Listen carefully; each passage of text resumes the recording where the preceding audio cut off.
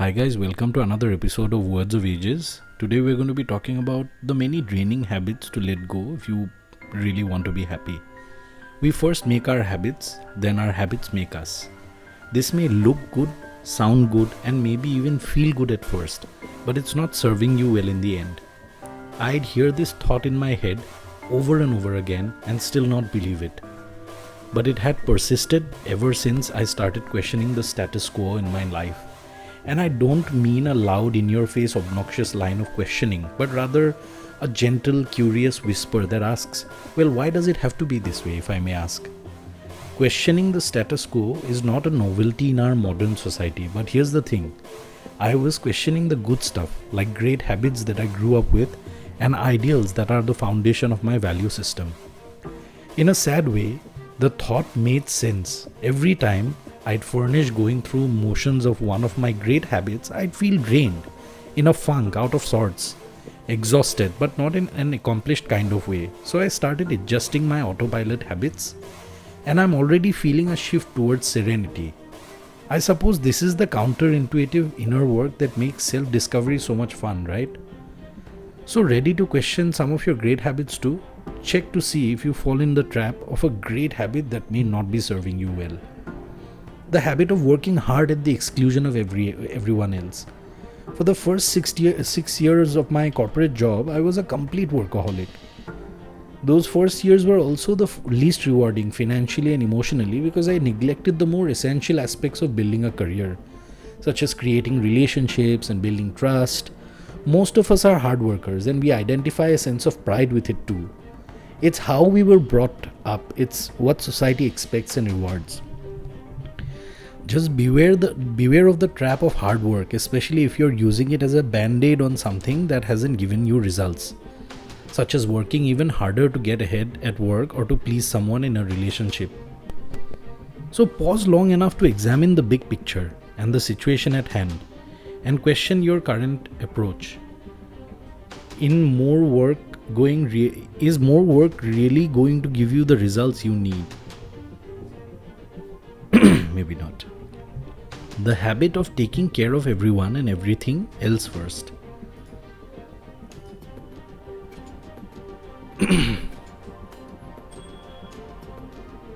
I watched my mom make a lot of sacrifices for us over the years, but even as a kid, I could see that a lot of them were at the expense of her own livelihood.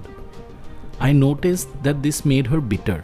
While everyone around her was grateful, she did not need to go that far. She could be self-nurturing and caring to the rest of her family.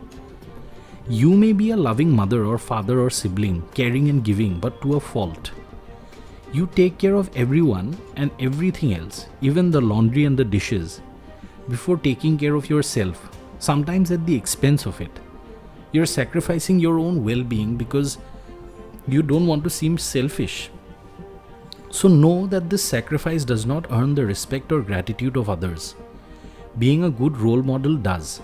Taking care of yourself so you're strong and healthy for the important people in your life does. It is not selfish. It is self-nurturing. It's necessary and you're allowed, and it sets a good example. The habit of listening to everyone else's problems without boundaries. As an immigrant in my country, I was so hungry for making friends that I was over the moon if someone confided in me. This habit grew into the habit of listening without any boundaries, and so I became the place my friends deposited all their problems into. When I saw that I wasn't helping them and it was wearing me down, I had to draw the line.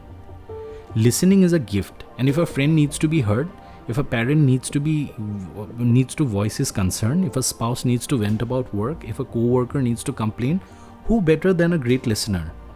But just watch out, because being the bank where everyone deposits their complaints, outrage and sorrow and pity can have its negative consequences and take its toll on you. Listen enough to hear the initial problem, then gently move the conversation towards finding solutions, being optimistic and focusing on the positive. If they still need a professional therapist, remember, it is not your job to be one. The habit of responding to every call to attention, email, phone, text right away. It's wonderful to be responsive. I love responsive people, and so does everyone else, and I do my absolute best to get back to people. But this constant distraction can ruin your focus, disrupt your routine, and cause problems when running a business. Be more stingy with your time and set aside dedicated slots to respond to texts, emails, and phone calls. Unless it's an emergency, it can wait, because this one's deeply ingrained. Train yourself little by little to master this one.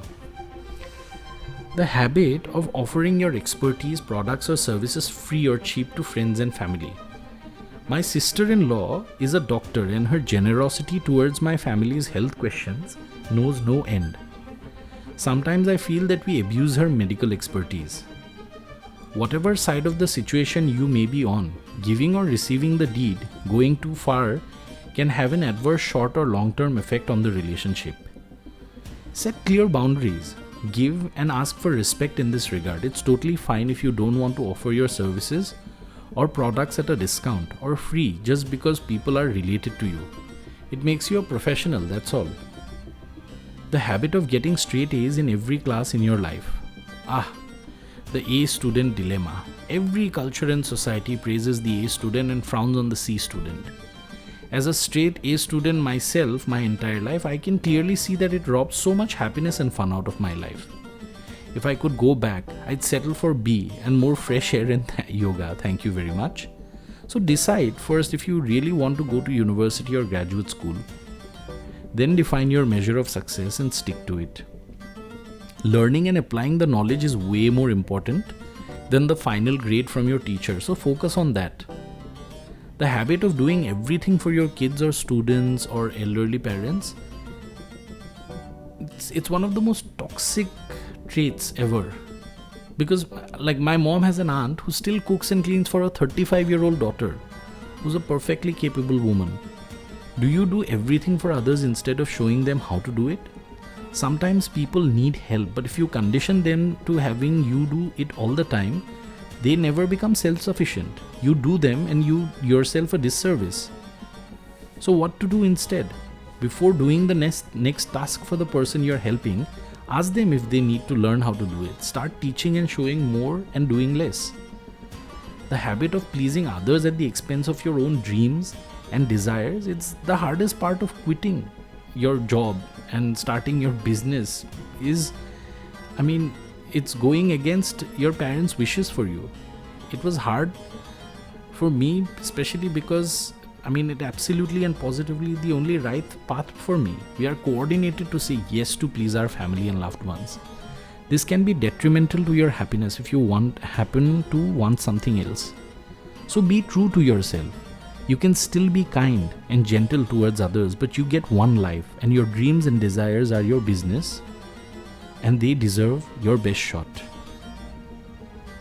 If any of these habits make you pause and think, please tell us in the comments below. What other good habits have you found to get in the way of happy living? If you like what you heard in this podcast today, please be sure to like, share and subscribe and press the bell icon. I will see you in the next video. This is Words of Ages. Until then, please take care of yourself and stay hydrated.